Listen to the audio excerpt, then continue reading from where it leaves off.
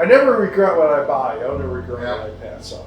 How I started my interest in this whole thing was, first of all, I had an interest because my brother George, when we were kids living on Harvey Avenue in Berwyn, Illinois, George would have slot machines and like pinball machines and fun stuff. Later on, I collected beer cans in the 70s, like a lot of people did. And I had a bunch of beer cans, and then I, went away to college. You kind of forget about them.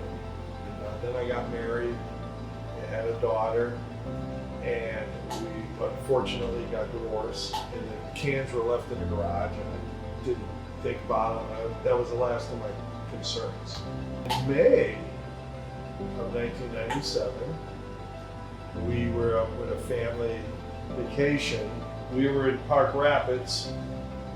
George was out in an antique mall.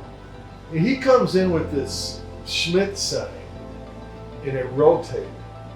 And it was really cool because it had like stars on the inside. It was a light up. And it was like magical. How cool is that to see this, the stars shining and little, and it was the motion. And something hit me. It was like, this is all coming back to me about my childhood, about growing up in Chicago in the 1960s. So I started going to antique malls, buying and looking. But I remember seeing certain signs at the antique malls, and I said to myself, who would ever pay that kind of money for freaking years? Like they had that Pabst train that would rock, rotate. And I had a chance to buy one at the Plainfield Antique Mall for $50. And now a good one is $400.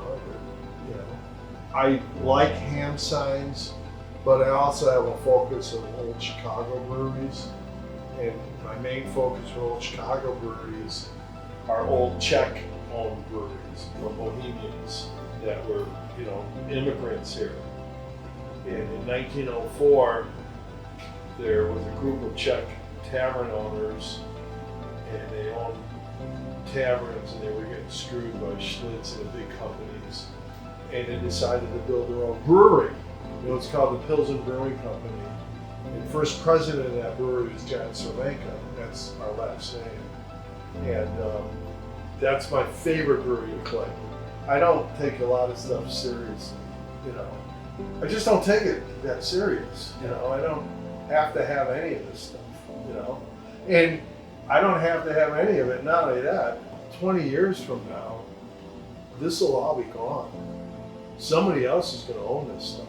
Really, we kind of just rent this stuff, and hopefully you'll find buyers through the ages that'll carry on the traditions of this stuff and will appreciate it because it's all history, and I'm a big believer in history. I've always been very good at history in school, and I read a lot, and I love it. It's part of history, and it's every time a piece is destroyed, it's part of the history that's missing or is gone. And obviously, just from the appreciation of prices on this stuff, other people believe in it too.